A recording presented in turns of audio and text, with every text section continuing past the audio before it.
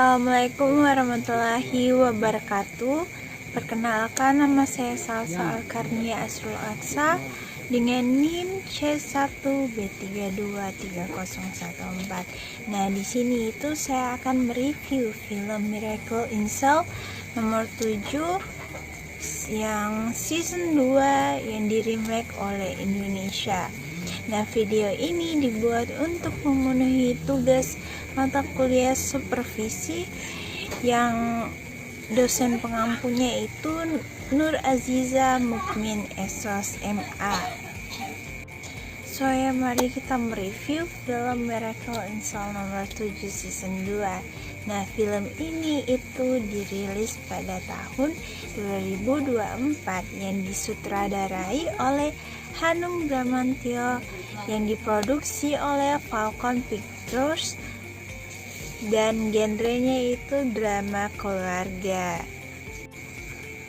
Nah, pemain utama pada film ini yaitu ada Graciela Abigail sebagai Kartika, Denny Sumargo sebagai Hendro, Agla Artalidia sebagai Linda, Vino G. Bastian sebagai Dodo Rozak, ada Marsha Timothy sebagai Juwita, dan Muhat Kli Aco sebagai sipir Hengki. Nah, film ini dibuka dengan adegan ulang tahun Kartika kecil di dalam penjara di tengah tawa para narapidana penghuni sel nomor 7. Ada Japra, ada Zaki, ada Yunus, ada Atmo, dan ada Asrul. Terselip duka yang mendalam. Kartika menerima surat dari ayahnya, Dodo, yang sebenarnya sudah dihukum mati atas tuduhan pemerkosaan dan pembunuhan. Dalam 10 menit pertama saja, film ini langsung membawa kita ke dalam perpaduan emosi yang kompleks. Ada tawa, ada haru, dan ada kepiluan. Dodo sebagai penyandang disabilitas mental kembali dihadirkan lewat kilas balik yang menunjukkan bagaimana ketidakadilan hukum yang menjerat orang yang paling lemah. Nah, yang paling menariknya, film ini tidak hanya menawarkan kesedihan, tapi juga menyelipkan humor yang relevan dan menyentuh. Celetuk para narapidana bukan sekedar lucu, tapi juga menggambarkan bagaimana manusia mencoba bertahan di tengah penderitaan. Nah, konflik utama film ini itu berpindah pada kehidupan Kartika bersama pasangan Hendro dan Linda, serta upaya mereka mengadopsi Kartika yang ditolak oleh dinas sosial.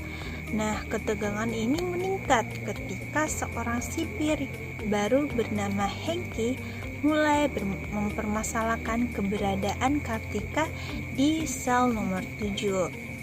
Nah, salah satu momen paling menyayat hati adalah ketika Hendro mengajak Kartika mengunjungi rumah lamanya yang telah digusur dan digantikan oleh kereta.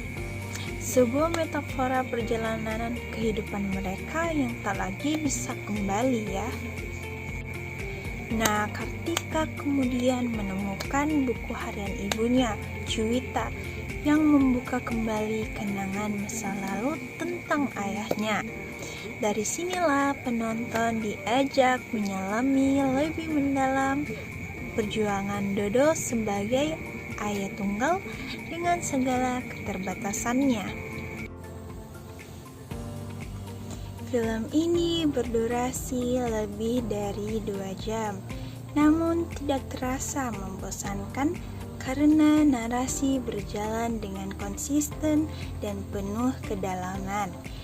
Tidak hanya mengulangi formula kesedihan dari film pertama, Second Miracle in Cell nomor 7 berani melangkah lebih jauh dengan menyuguhkan refleksi yang lebih dewasa tentang keluarga, keadilan, trauma, dan harapan.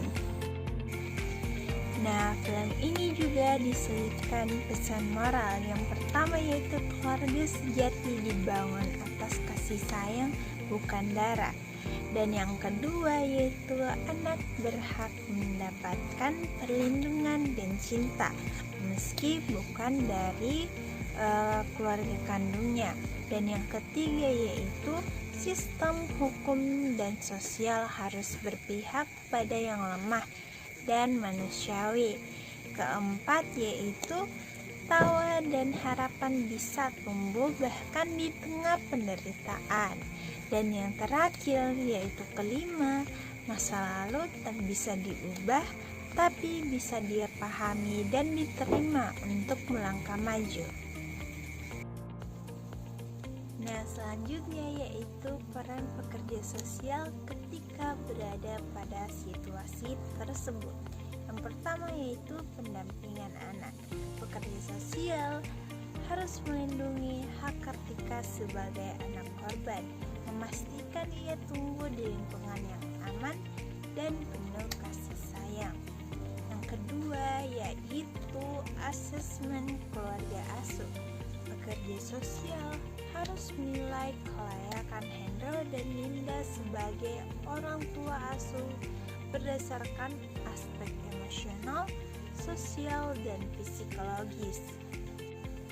Nah, yang ketiga yaitu advokasi sosial. Pekerja sosial harus memperjuangkan kepentingan terbaik bagi anak di hadapan dinas sosial, lembaga hukum yang kaku dan birokratis.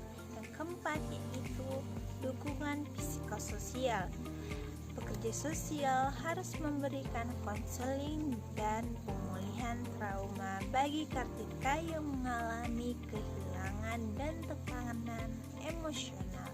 Yang kelima yaitu koordinasi lintas lembaga. Pekerja sosial harus menjadi penghubung antara keluarga, dinas sosial, sekolah, dan lembaga perlindungan anak. Nah, itulah hasil mereview film dari saya. Apabila ada salah kata, mohon dimaafkan. Wabillahi taufiq wal hidayah. Wassalamualaikum warahmatullahi wabarakatuh.